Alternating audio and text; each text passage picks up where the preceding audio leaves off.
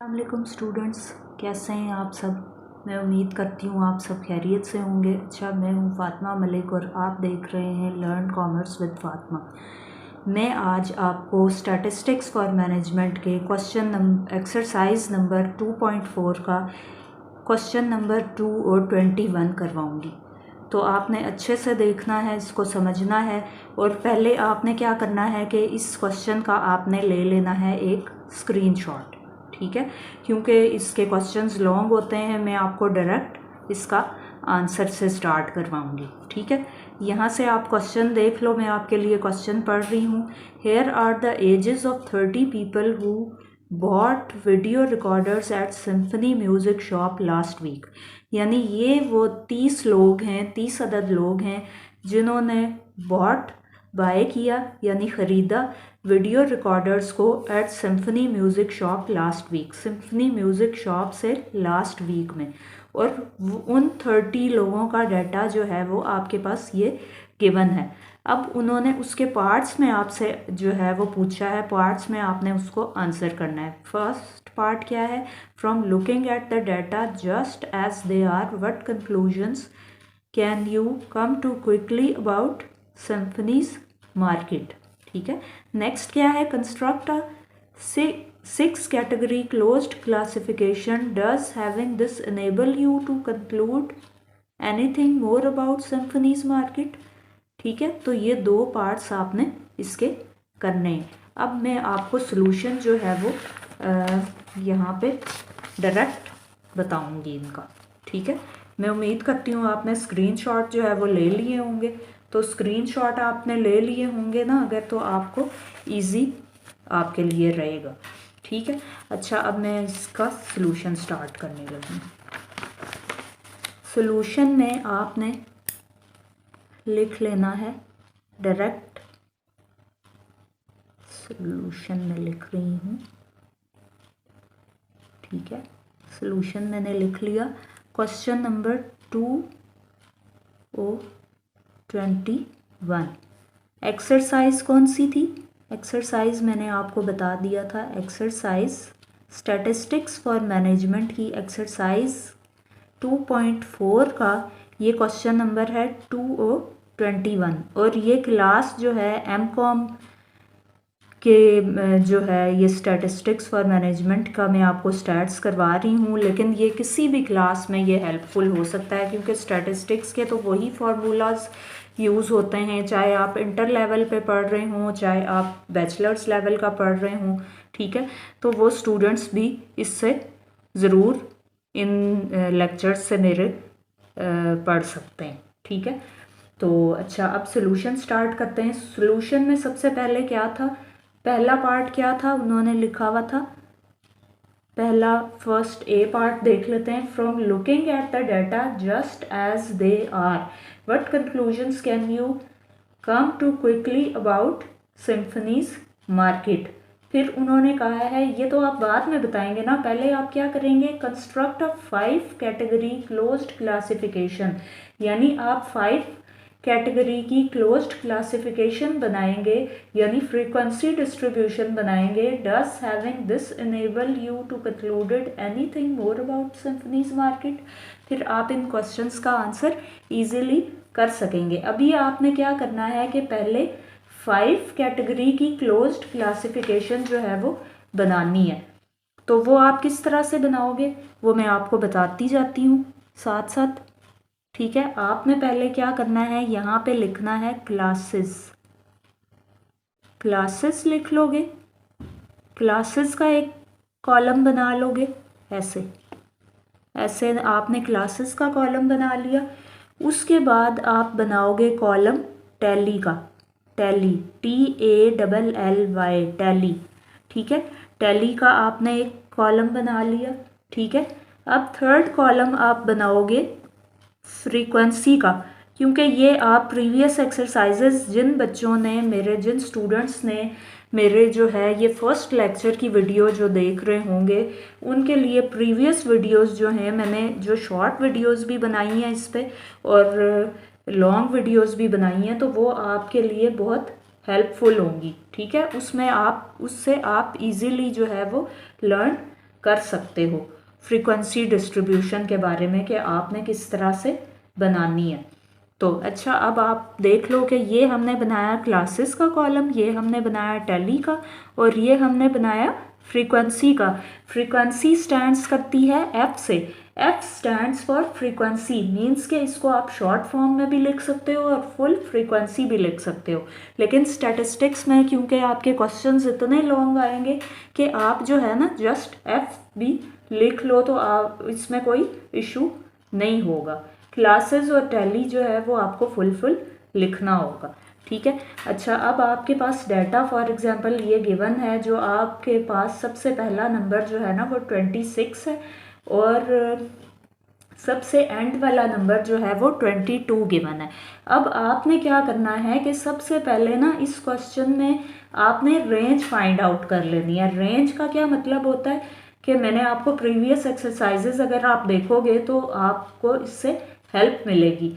अब आपने क्या करना है कि इसकी रेंज फाइंड आउट करनी है। रेंज में क्या करते हो आप कि सबसे लार्जेस्ट वैल्यू देख लोगे, सबसे नंबर ऑफ लार्जेस्ट डाटा इस पूरी डाटा में देखोगे, आपने फाइंड आउट करना है, और उसके बाद आपने स्मॉलेस्ट नंबर ऑफ डाटा जो है वो फाइंड करना है। उससे क्या होगा कि आपकी रेंज फाइंड आउट हो जाएगी। रेंज फाइंड आउट करने के बाद अब आपने क्लासेस जो है वो बनानी है। क्लासेस बनाने के लिए उन्होंने क्या किया है कि आपको डायरेक्टली जो है ना वो दे दिया है डाटा यहाँ पे कि आपने 5 कैटेगरी की क्लोज्ड क्लासिफिकेशन बनानी है।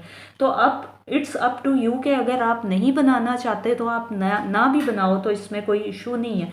लेकिन अगर आप रेंज फाइंड आउट कर लोगे ना तो आपके लिए ईजी रहेगा, ठीक है। तो यहाँ पे आपके पास जो है वो लार्जेस्ट डाटा कौन सा है, लार्जेस्ट डाटा हम यहाँ पे देख लेते हैं।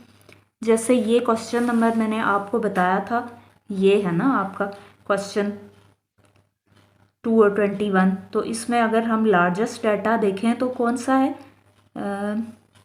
68 इज़ द लार्जेस्ट डाटा, और स्मॉलेस्ट डाटा कौन सा है, 14। तो आपने क्या करना है कि 68 में से 14 को लेस करोगे। 68 जो है ना, 68 ये रेंज फाइंड आउट करने का आपको बता रही हूँ कि लार्जेस्ट नंबर ऑफ डाटा में से आप सब्ट्रैक्ट कर दोगे स्मॉलेस्ट नंबर ऑफ डाटा। वो मैंने आपको फाइंड आउट करके डाटा में से बताया कि 68 लार्जेस्ट डाटा है और 14 स्मॉलर डाटा है।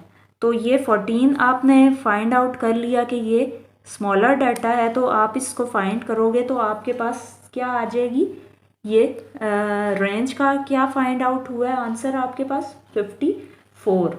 तो 54 आपके पास आ गई, इट मीन्स रेंज, ठीक है। यहाँ मैं आपके लिए लिख देती हूँ कि रेंज का जो आंसर है ना, वैसे रेंज आपको फाइंड आउट करने का कहा नहीं था इसमें उन्होंने, लेकिन अगर ये आप फाइंड कर लेते हो तो आपके लिए इजी रहेगा, ठीक है, आगे फर्दर क्वेश्चन को करना।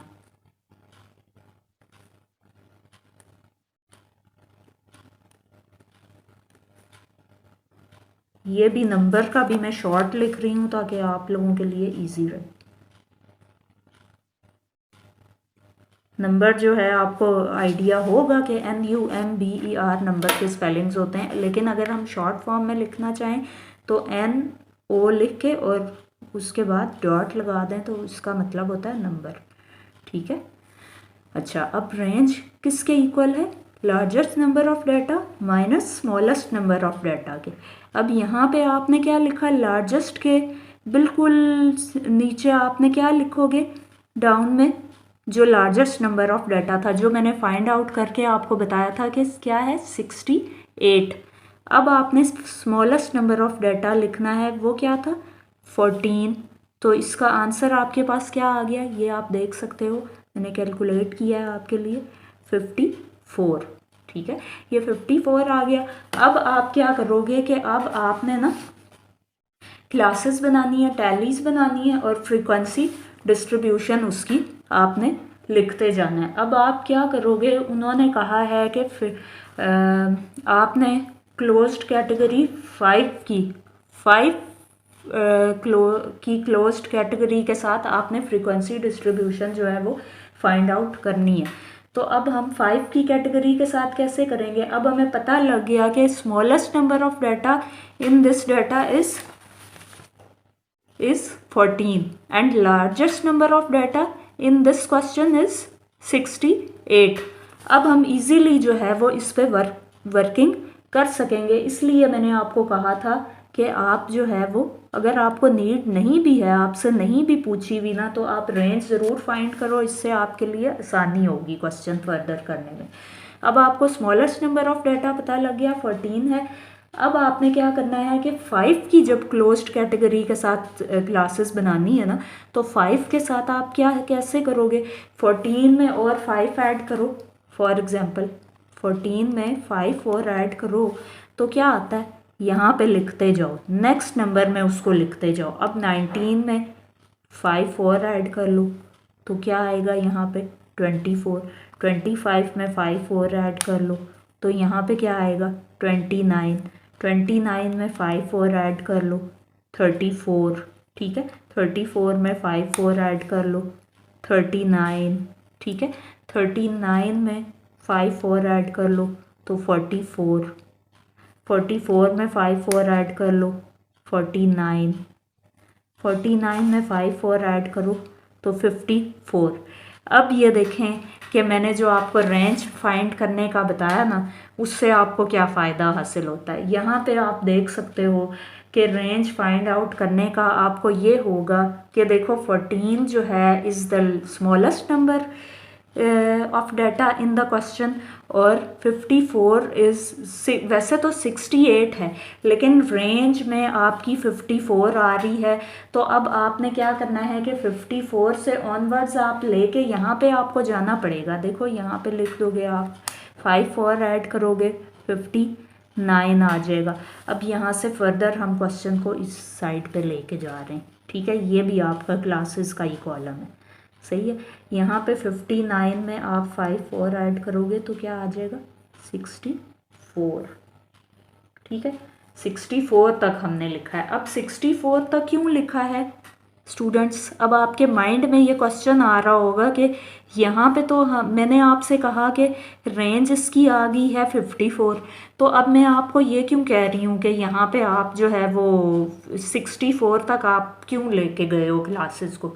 वो इसलिए लेके गए हो कि आपने तो आपने रेंज फाइंड की थी ना, लेकिन अब आपने क्लासेस बनानी है, और क्लासेस आपने हमेशा डाटा को मद्देनज़र रख के बनानी है। हमेशा डाटा को देखना है कि आपका डाटा कहाँ तक जा रहा है। आपने ये देखा कि your largest number of data in the question is 68। तो अगर 68 है तो आप 54 पे उसको स्टॉप तो नहीं कर सकते ना, आपने उसके 5 की क्लोज्ड क्लासिफिकेशन जो है वो फ्रीक्वेंसी डिस्ट्रीब्यूशन जो है वो बनानी है, क्लोज्ड क्लासेस बनानी है। तो आप क्या करोगे 64 तक लेके जाओगे। 64 तक इसलिए कि जब आप ये देखो, अब आपने यहाँ से 14 से लेके 19 तक आपकी 5 के डिफरेंस के साथ एक क्लास बन गई। अब आपने यहाँ क्या करना है 14 से 19 तक, अब इसमें एक प्रीवियस नंबर लिख देना है। यहाँ 19 से 24 तक बनी तो यहाँ पे क्या करना है, इससे इस वाले नंबर से एक प्रीवियस नंबर यहाँ पे लिख दोगे।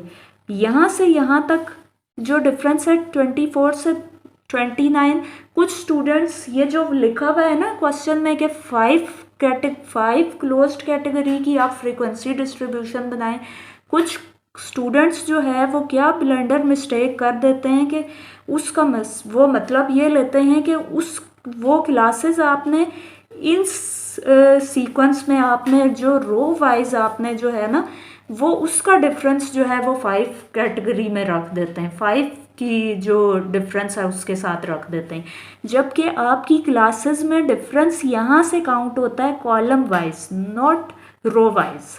ठीक है, आपने इस नंबर का और इस नंबर का जो डिफरेंस है वो रखना होता है 5 का। यानी अगर आपका 4 का डिफरेंस उन्होंने कहा हुआ है, वहाँ आपको 5 की जगह 4 कि वो डिफरेंस के साथ क्लासेस बनाने का कहते हैं। तो यहाँ से लेके यहाँ तक का यानी जो कॉलम वाइज आपका डिफरेंस है वो 5 का होना चाहिए, या वो 4 का, या वो जितना भी नंबर आपको दिया हुआ है उसका होना चाहिए। लेकिन ये वाले जो नंबर्स होते हैं ना, ये आपने एक प्रीवियस नंबर जो आपने क्लासेस बनाई, फॉर एग्जांपल ये आपने बनाई, अब ये 19 से 24 तक, ये 24 से 29 तक, तो यहाँ पे एक प्रीवियस नंबर आप लिख दोगे। 29 से एक प्रीवियस क्या होता है? 28। 34 से एक प्रीवियस क्या होता है? 33। अब 39 से एक प्रीवियस नंबर क्या होता है? 38। यहाँ पे 44 से एक प्रीवियस नंबर क्या होगा? 43। 49 से एक प्रीवियस क्या होगा? इस तरह आप करते जाओगे, ठीक है। 49 से ये 54 है तो यहाँ पे 53 हो जाएगा। यहाँ पे ये 59 है तो यहाँ पे क्या हो जाएगा? इधर क्या लिखोगे आप? 58। ये अब ये इस 59 से 64 हो गया तो यहाँ पे एक प्रीवियस नंबर आप क्या लिखोगे? 63। और यहाँ पे अब 64 पे ये एंड हो रहा है तो 64 मीन्स आप ये कर लो यहाँ पे, फॉर एग्जांपल यहाँ पे सपोज कर लो कि यहाँ पे नेक्स्ट नंबर क्या होगा, यहाँ पे नेक्स्ट नंबर क्या होगा, कोई भी आप सपोज करके, और यहाँ पे ना, या अगर नहीं भी आप सपोज करते तो यहाँ पे ऑब्वियस सी बात है कि 68 तक आपकी जो 68 is your largest data in your question, तो बस 64 से 68 तक आप इसको ऐड कर दोगे, क्योंकि यहाँ पे इस नंबर का और इस नंबर का डिफरेंस जो है वो 4 का ही डिफरेंस है। तो ये देखो 64 में 4 ऐड करो तो 68 आता है। तो यहाँ से आपको पता लगेगा कि आपकी क्लासेस जो है ना वो बिल्कुल एक्यूरेटली बन गई हैं। अब आपने क्या करना है कि डाटा को देखना है क्वेश्चन में कि कितने नंबर ऑफ डाटा जो है वो 14 से लेके 18 तक जो है वो लाई करता है, कितनी बार 14 से लेकर 18 तक का डाटा जो है वो क्वेश्चन में लाई कर रहा है। तो अब आप क्या करोगे, ये आपके लिए थोड़ा सा और क्लोज कर देती हूँ इस क्वेश्चन को, ताकि आप अच्छे से देख सको। ये जो मैंने आपको बुक में दिखाया था ये देखो। अब यहाँ से आप देखना, एक साइड से शुरू करोगे, ये देखो 37 है, ये 42 है और ये 22। अब जहाँ पे डाटा आए ना आप उसको मार्क करते जाओ, लेकिन यहाँ पे क्योंकि बुक पे बहुत छोटा लिखा हुआ है तो मैं मार्क नहीं करूँगी, लेकिन डायरेक्टली आपको बताती जाऊँगी कि ये आपने लिखना है। 68, 58 और 63। आप इसको पॉज करके वीडियो को और क्वेश्चन को मेरे साथ साथ सॉल्व कर सकते हो। 14, अब ये 14 एक बार आ गया, ये 18 2 टाइम्स, सेकेंड टाइम 18। अच्छा, अब नेक्स्ट क्या आया है? 15, ठीक है। 1 2 3 नंबर्स हो गए। तो 3 नंबर्स जो हैं इसकी जो टैली होगी वो 3 होगी। 14 से लेके 18 तक का डाटा कितने टाइम्स आया है? 1 2 और 3। तो यहाँ पे आप फ्रीक्वेंसी में लिख दोगे 3, ठीक है, 3 लिख दोगे। अच्छा, अब आपने क्या करना है? अब आपने ये करना है कि यहाँ पे ना नेक्स्ट देखना है 19 से लेके 23 तक का डाटा। 19 से लेके 23 तक का डाटा भी जो है वो 3 टाइम्स आया है। ये मैं आपको डायरेक्टली बता रही हूँ, एक मैंने आपको करके बताया है। आपने क्या करना है कि इस पर खुद से होमवर्क आपका होगा, ये आपने करना है, ठीक है। जैसे मैंने आपको फर्स्ट वाले का बताया, वो कुछ स्टूडेंट्स जो अभी अभी मुझे ज्वाइन करेंगे इसी क्वेश्चन में, उनके लिए मैंने बता दिया है, लेकिन आप प्रीवियस जो क्वेश्चंस हैं उनसे आप देख सकते हो, उसमें मैंने बड़ा डिटेलली बताया है, ठीक है। तो वहाँ से आपको समझ आ जाएगी ये चीज़। 24 से लेके 28 तक का अब जो डाटा आ रहा है ना वो 3 टाइम्स आया है यहाँ पे अगेन, तो ये 3 टाइम्स हो गया। अच्छा, ये 29 से लेके 33 तक का डाटा जो है वो 24 से लेके 28 तक का हमने कर लिया, डन। ये भी 3 टाइम्स आया है। 34 से लेके 38 तक का डाटा, अच्छा सॉरी, मैंने आपको 14 से लेके 18 तक का 3 बताया, 19 से लेके 23 तक का 3 बताया, 24 से 28 तक का 3 बताया। ठीक है, अब 29 से लेकर 33 तक का डाटा जो है वो कितने टाइम्स आया है। यहाँ पे आया है 1 2 3 4 5। ठीक है, तो यहाँ पे आ जाएगी 5 फ्रीक्वेंसी डिस्ट्रीब्यूशन। सही है। अब 34 से लेकर 38 तक का कितने टाइम्स आया, 1 2 3, तो ये आ जाएगा 3 यहाँ पे। अब 39 से लेके 43 तक का डाटा भी 3 टाइम्स आया है, तो यहाँ पे भी आप 3 लिख दोगे। अच्छा, अब 44 से लेके 48 तक का 4 टाइम्स आया है, तो आप 4 लाइंस जो है वो ड्रॉ करोगे और इसी तरह 4 फ्रीक्वेंसी डिस्ट्रीब्यूशन में लिख दोगे। 49 से 53 तक का कितने टाइम्स आया, 1 टाइम, तो यहाँ पे भी आप 1 टाइम और यहाँ पे भी 1 टाइम लिखोगे। अच्छा, 54 से लेके 58 तक का 2 टाइम्स आया है आपके पास, तो आप यहाँ पे 2 लिखोगे। तो आप 59 से लेके 63 तक का जो है वो भी 2 टाइम्स आया है, तो यहाँ पे भी आप 2 लिखोगे। अच्छा, 64 से लेके 68 तक का डाटा जो है वो 1 टाइम आया है। सॉरी, यहाँ पे मैंने फ्रीक्वेंसी की तरह लिख दिया, तो ये यहाँ पे आपने ऐसे लिखना है।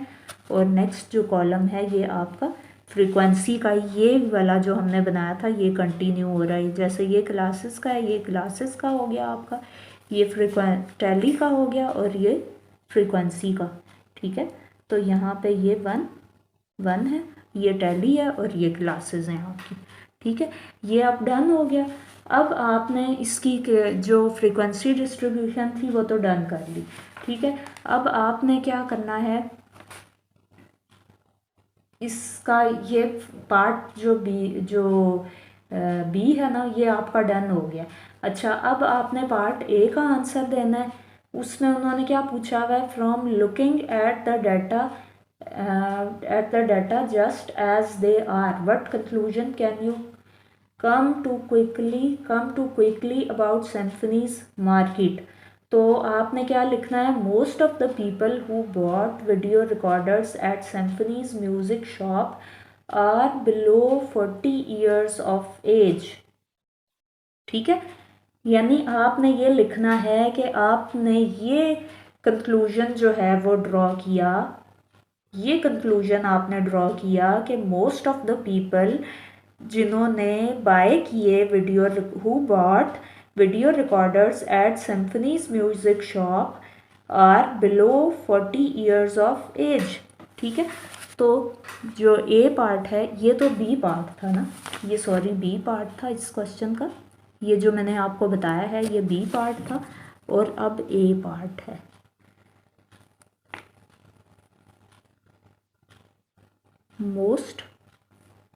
most of the people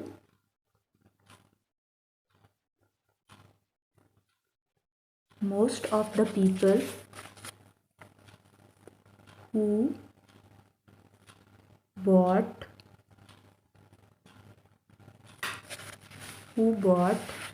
most of the people who bought video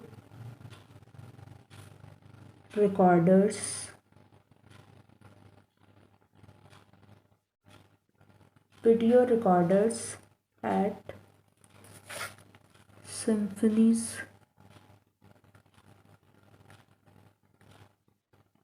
symphony music shop are below 40 years of age। ठीक है, यानी इन्होंने ये बताया, ये कंक्लूजन ड्रॉ किया है इस फ्रीक्वेंसी डिस्ट्रीब्यूशन को बनाने के बाद, ये जो मैंने आपको बनवाई है कि आपकी जो sorry most of the people who bought video recorders at Symphony music shop are below 40 years of age. यानी वो लोग जिन्होंने बॉट किए video recorders from Symphony's music shop, वो क्या हैं, बिलो 40 ईयर्स ऑफ एज हैं, यानी 40 साल से कम लोग हैं।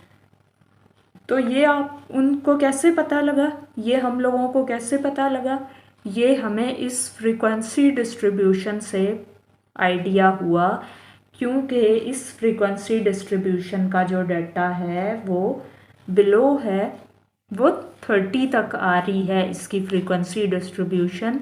तो इससे हमने ये कंक्लूड किया कि जो सिम्फनीज जो म्यूज़िक शॉप है ना, उससे वीडियो रिकॉर्डर्स जो हैं वो उन ऐसे लोगों ने बाय किए जो बिलो 40 ईयर्स ऑफ एज हैं। और ये हमने कैसे कंक्लूजन ड्रॉ किया, मैं अगेन आपको बता देती हूँ, ये हमने अपनी फ्रीक्वेंसी डिस्ट्रीब्यूशन से ये कंक्लूजन ड्रॉ किया। इसीलिए ये क्वेश्चन का जो है वो पार्ट ए था, लेकिन आपको मैंने पार्ट बी पहले बताया और फिर पार्ट ए बताया, ठीक है। क्योंकि जब तक आप ये क्वेश्चन नहीं कर लेते आप इसको आंसर नहीं कर सकते, ठीक है। वैसे तो डायरेक्टली भी कर सकते थे आप, क्योंकि क्वेश्चन का नंबर ऑफ डाटा ही उन्होंने 30 दिया हुआ है। तो ऑब्वियस सी बात थी कि इसका जो इसकी जो वो है ना, इसका टोटल नंबर ऑफ डाटा वो भी 30 ही आएगा। अगर आप इसको टोटल करो ना, इस डाटा को टोटल करो, 3 + 3 + 3, 3 टाइम्स 3 है, फिर 5 है, फिर 3 अगेन 3, फिर अगेन 3 है, 3 टाइम्स 3 था, फिर 5 था, फिर 2 टाइम्स 3 आया, फिर 4 + 1 + 2 + 2, ठीक है। तो ये तो हमारे पास 29 आया। फिर से चेक करते हैं इसको, अगेन कोई मिस्टेक हुई है। देखो 3 टाइम्स 3 हो गया, फिर 5, फिर 3 + 3 + 4 + 1 + 2 + 2। इसमें कोई मिस्टेक हुई है, जो हमारा यहाँ पे 1 जो है वो कम आ रहा है। ठहरें अब चेक कर लेते हैं स्टूडेंट्स, इसमें कोई इशू नहीं है। हमारा फर्स्ट जो है फ्रीक्वेंसी डिस्ट्रीब्यूशन, अच्छा इसको नहीं हमने काउंट किया ना, ये देखो ये जो 1 आया था हमारा, इसको हमने काउंट नहीं किया यहाँ पे। ये देखो ये 1 हमारा रह गया, तो 29 ऐड, तो हमारे इससे आंसर आ रहा था, ये 1 ऐड करेंगे तो लास्ट जो क्लास यहाँ पे मैंने लिख दी थी आप लोगों के लिए, तो इसको भी ऐड करेंगे तो 30 हमारे पास आंसर आ जाएगा। इससे आप कंक्लूजन ये ड्रॉ करोगे कि आपका जो ये जो क्वेश्चन है फर्स्ट वाला पार्ट उन्होंने पूछा है, जिसमें उन्होंने क्या पूछा था, from looking at the data just as they are, what conclusion can you come to quickly about symphonies market। तो ये कैसे आपको कंक्लूजन मिलेगा, कैसे आप कंक्लूजन ड्रॉ करोगे, कि जब आप फ्रीक्वेंसी डिस्ट्रीब्यूशन का आंसर कर दोगे, फ्रीक्वेंसी का आपके पास आंसर आ जाएगा, फिर after that you will able to answer the part A of your question, ठीक है। ये मैं अब उम्मीद करती हूँ आपको अच्छे से समझ आ गया होगा। अब हम स्टार्ट करते हैं नेक्स्ट क्वेश्चन। नेक्स्ट क्वेश्चन आपका क्या है देख लेते हैं। मैं आपको पहले इसीलिए क्वेश्चन का स्क्रीनशॉट कहती हूँ हमेशा कि आप ले लिया करो ताकि आपके लिए इजी हो जाए। ये मैं आपको दिखा रही हूँ, ये मैं पढ़ती भी जाऊँगी, साथ साथ आप पॉज करके जो है वो उसका स्क्रीनशॉट ले लो, ठीक है। अब आपने इसमें क्या करना है, क्वेश्चन नंबर 2 और 22 है, इसमें आपने ये करना है कि यूज़ करना है डाटा को, जो कि एक्सरसाइज 2 और 21 है। 2 और 21 का ही आपने डाटा लेना है, ठीक है, और उसकी frequency distribution open ended classification के साथ बनानी है। Does having this enable you to conclude anything more about symphonies market। एक तो इसका ये पार्ट हो गया। अब बी पार्ट क्या है, now construct a relative frequency distribution to go with the 5 category open ended classification। Does having this provide symphonies with additional information useful in its marketing? Why? अब आपने इस क्वेश्चन का answer करना है। तो अब मैं आपको नेक्स्ट क्वेश्चन का सॉल्यूशन जो है वो डायरेक्ट बताऊंगी। तो अब क्वेश्चन नंबर 22 हम करेंगे इसका सॉल्यूशन।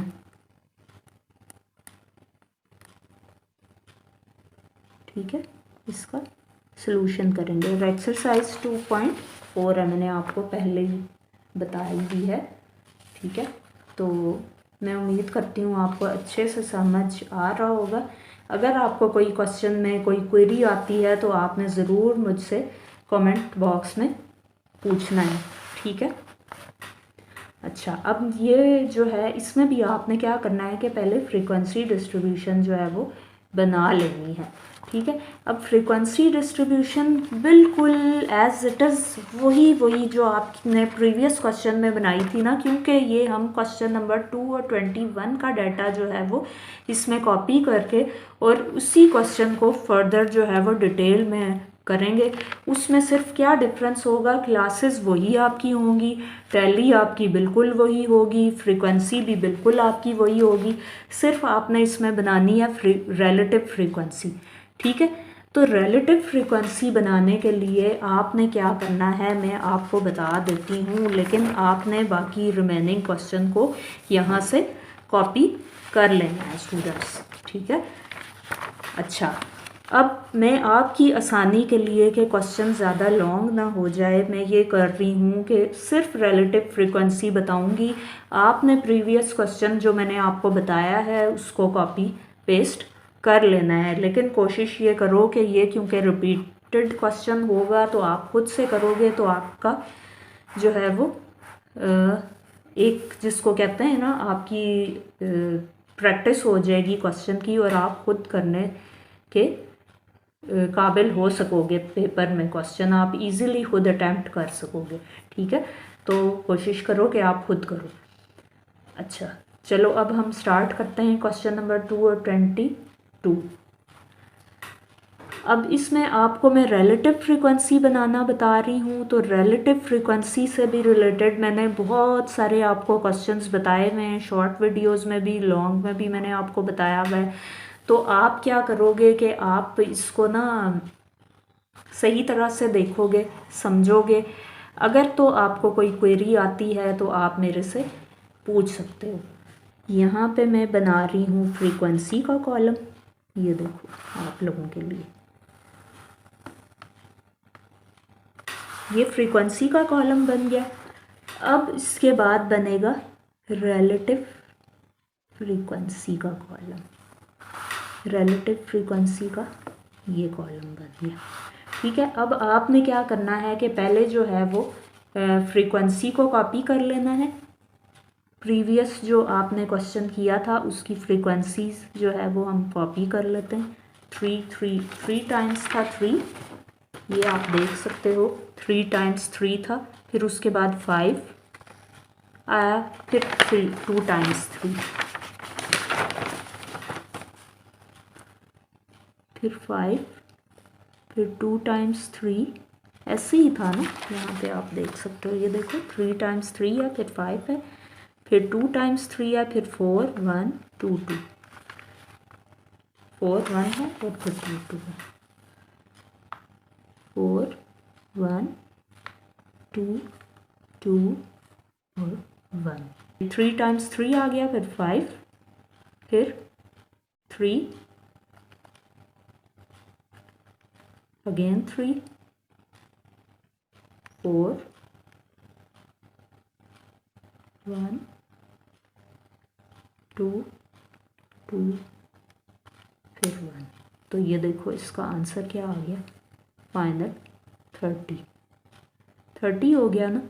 अच्छा, अब इसकी रिलेटिव फ्रीक्वेंसी कैसे फाइंड करोगे कि ये जो है एक नंबर ऑफ फ्रीक्वेंसी फर्स्ट वाली आप लोगे, एक एक लेते जाओगे, सिंगल नंबर ऑफ फ्रीक्वेंसी ये ले ली। जैसे आपने फॉर एग्जांपल 3 लिया, 3 फर्स्ट नंबर 3 है ना, तो 3 को डिवाइड कर दोगे टोटल नंबर ऑफ फ्रीक्वेंसी से, तो क्या आ जाएगा 0.10। इसी तरह फिर अगेन 3 है, तो 3 को 30 से करना है, फिर वही आंसर आएगा। ऑब्वियस सी बात है, वही आंसर आएगा ना। फिर आप ये लिख लो पहले, फिर नेक्स्ट नंबर को कैलकुलेट करो। अच्छा, अब 5 को डिवाइड करना है 30 से, तो 5 को किया 30 से तो क्या आंसर आ गया 0.16। अब 0.16 की जगह आप 17 भी लिख सकते हो, क्योंकि जब 5 के बाद राउंड ऑफ होता है ना, 5 के से अपवर्ड नंबर 5 तक आता है, तो फिर आप अपवर्ड राउंड ऑफ करते हो। ये आपने राउंड ऑफ क्वेश्चन किए होंगे, छोटी क्लासेस में ये होते हैं, तो ये तो आपको आइडिया होगा ही। लेकिन फिर भी मैं आपको बता रही हूँ, 5 या अप टू 5 नंबर हो तो अपवर्ड राउंड ऑफ होता है। अगर प्रीवियस 5 से तक नंबर 5 से प्रीवियस नंबर तक हो तो फिर डाउनवर्ड राउंड ऑफ होता है। तो यहाँ पे 0.16 है, यानी 5 से बड़ा नंबर है, तो अपवर्ड राउंड ऑफ हो जाएगा 0.17 हो जाएगा। यहाँ पे फिर 3 को डिवाइड करोगे 30 से तो ये वही आंसर आ जाएगा। फिर 3 को डिवाइड 30 से करोगे तो फिर वही आंसर आ जाएगा जो आपने ऊपर पहले लिख लिया, इसलिए मैंने अगेन नहीं किया उसको कैलकुलेट। ठीक है, 4 डिवाइडेड बाय अगेन 4 नहीं था पहले, तो 0.13 इसको हमने कर लिया। अब 0.13 को मैंने एज इट इज़ इसलिए लिखा कि क्योंकि ये 3 तो लेस देन 5 नंबर है, ठीक है, तो वो राउंड ऑफ नहीं होगा, वो राउंड ऑफ नहीं होगा, इसलिए मैंने उसको एज इट इज़ लिख दिया। अब 1 है नेक्स्ट, तो 1 डिवाइडेड बाय 30 होगा 0.03। इसी तरह 2 डिवाइडेड बाय 30 करोगे तो 0.067। अब देखो ना 0.06 है, फिर 6 आया तो 0.07 आप लिख दोगे। ठीक है, इसी तरह नेक्स्ट भी 2 है तो 0.07 आपने लिख दिया। ठीक है, अब 1 था, यहाँ पे 1 का क्या आंसर आया था ऊपर 0.03। अगेन कर लो 1 डिवाइडेड बाय 30 तो क्या आया 0.03। अब यहाँ पे जो है ना, आपने फुल कर लिया, पूरा इसको डन कर लिया ना। यहाँ पे आपने लगाई ये लाइन सी ड्रॉ करोगे और यहाँ पे क्या लिख लोगे, इसका जो रिलेटिव फ्रीक्वेंसी का आंसर है ना, वो हमेशा 1 के इक्वल आता है। ये बात याद रखनी है आपने। अगर आपका 1 से आंसर अब 1 से ज़्यादा आ रहा है तो फिर इट मीन्स कि आपने कोई क्वेश्चन में मिस्टेक की है। ठीक है, तो इसको आप चेक भी कर सकते हो। 0.03 है, 0.07, 0.07, 0.03, 0.13, 0.10 plus 0.10 plus 0.17 plus 0.10 again 0.10 again 0.10। तो ये देखो 1.00333, यानी ये 3, इसको नहीं आपने देखना, आपने ये देखना है कि आपका आंसर 1 आया है। ठीक है, तो ये 1 आपका रिलेटिव फ्रीक्वेंसी का आंसर हमेशा क्या आना चाहिए 1। ठीक है, तो ये आपका आंसर आ गया, आपका सेकंड क्वेश्चन भी हो गया डन। ठीक है, उसमें आपसे उन्होंने पूछी ही जो है ना वो रिलेटिव फ्रीक्वेंसी ही थी। रिलेटिव फ्रीक्वेंसी आपको इसमें उन्होंने फाइंड आउट करने का कहा था और वो आपने कर ली। ठीक है, तो ये आपका क्वेश्चन हो गया डन। बाकी रिमेनिंग पार्ट इसका बिल्कुल same as like previous question होगा। फ्रीक्वेंसी मैंने सिर्फ आप लोगों के लिए कॉपी की थी, आपने इस तरह नहीं करना, आपने फुल करना है, क्योंकि आपको क्वेश्चन पेपर में तो एक ही आएगा ना, या तो क्वेश्चन नंबर 2.21 आएगा या 2.22 आएगा, तो आपने फुल क्वेश्चन को करना है। ये मिस्टेक नहीं कर देना वहाँ पे कि मैंने आपको हाफ इसलिए कराया, टाइम आपका जो है वो बचे। ठीक है, अच्छा, अब हम नेक्स्ट क्वेश्चन जो है वो करते हैं 2 और 23। ठीक है ना, अब हम क्वेश्चन नंबर 2 और 23 करते हैं। तो 2 और 23 में क्या है, अभी हमने किया था 2 और 21, फिर 2 और 22 किया, अब 2 और 23 करेंगे, जो आपका इस लेक्चर में लास्ट क्वेश्चन होगा। ठीक है, तो ये आपका हो जाएगा थर्ड वन क्वेश्चन इस वीडियो का, इस लेक्चर का। ठीक है, तो John Leon owners of Fowler's food store in Chapel Hill, North Carolina has arranged his customers. आप फिर मैं आपसे कहूँगी कि स्क्रीनशॉट आपने पास करके ले लेना है। Purchased amounts last week into his frequency distribution. ठीक है, फ्रीक्वेंसी डिस्ट्रीब्यूशन उसकी क्या है? फ्रीक्वेंसी डिस्ट्रीब्यूशन पहले से दी हुई है, क्लासेस भी बनी हुई हैं, फ्रीक्वेंसी भी दी हुई है। अब उन्होंने क्या कहा है? जॉन सेज दैट हैविंग, पहले तो हमने बनाई थी ना फ्रीक्वेंसी डिस्ट्रीब्यूशन, अब उन्होंने दी हुई है, पहले से बनी हुई है पहले से इस क्वेश्चन में। John says that having 17 intervals each defined by 2 numbers is cumbersome. Can you help him simplify the data he has without losing too much of their value? अब उन्होंने सिर्फ आपसे इसका जस्ट जैसे कंक्लूजन नहीं होता वो आपसे पूछा है। उन्होंने आपको फ्रीक्वेंसी डिस्ट्रीब्यूशन बनी हुई दे दिया, आपसे सिर्फ क्या पूछा है कि John says that having 17 intervals each defined by 2 numbers is cumbersome.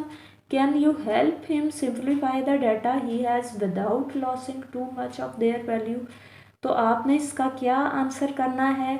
He can adjust the 17 intervals each defined by 2 numbers is cumbersome by any number of interval without losing too much of their values. ठीक है, उन्होंने क्या कहा है? He can adjust the 17 intervals each defined by 2 numbers is cumbersome by any number of interval without losing too much of their values. तो आपने सिर्फ ये जवाब देना है, उसमें लिखा हुआ है कि John says that having 17 intervals. आपने ये करना है कि वो एडजस्ट कर सकता है उसको 17 इंटरवल्स में, each defined by 2 numbers is cumbersome by any number of interval without losing too much of their values. ये आपने बस जस्ट इसका आंसर लिख देना है। ठीक है, तो ये आपका क्वेश्चन नंबर हो जाएगा 2 और 23। अब मैं उम्मीद करती हूँ आपने इसका जो स्क्रीनशॉट है वो ले लिया होगा। ठीक है, मैं अगेन आपको दिखा देती हूँ। ये क्वेश्चन था, क्वेश्चन नंबर 2 और 23। यहाँ से स्टार्ट हो रहा है, इधर से स्टार्ट हो रहा है, इसका आप ले लें और ये है नेक्स्ट पेज। ठीक है, यहाँ तक वैल्यू तक इसका जो है वो आ रहा है क्वेश्चन का पार्ट, तो ये आपने लिख लेना है। उसके बाद आप डायरेक्ट लिखोगे सॉल्यूशन, क्वेश्चन नंबर 2 और 23 का solution. He can adjust the 17 intervals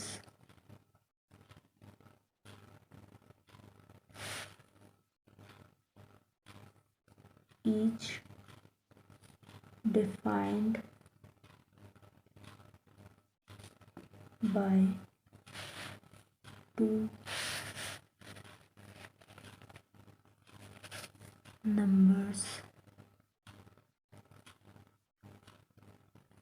where 2 numbers is cumbersome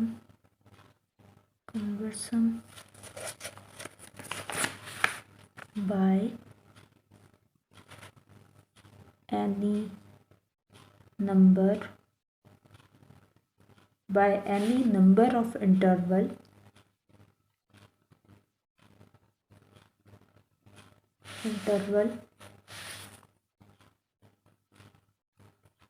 without losing too much of their values। ठीक है, ये आपका आंसर हो गया। तो मैं उम्मीद करती हूँ बच्चों, स्टूडेंट्स, आपको अच्छे से ये तीनों क्वेश्चन जो है एक्सरसाइज 2.4 के क्वेश्चन नंबर 2 और 21, 2 और 22 और 2 और 23 समझ आ गए होंगे। अगर तो आपको कोई चीज़ समझ नहीं आती तो आप मेरे से कमेंट बॉक्स में पूछ सकते हैं।